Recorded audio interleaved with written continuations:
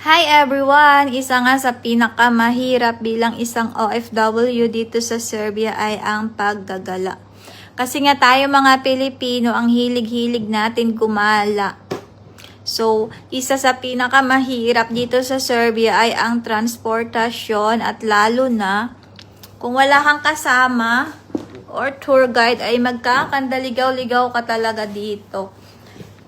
Tulad nga niyan, magta-transfer lang naman kami ng bus na sasakyan namin pa uwi. Ang layo-layo na ng nilakad namin, and then umakyat pa kami ng 3 palapag, and then sa pangatlong palapag na yun is naandoon na yung bus station na sasakyan namin pa uwi.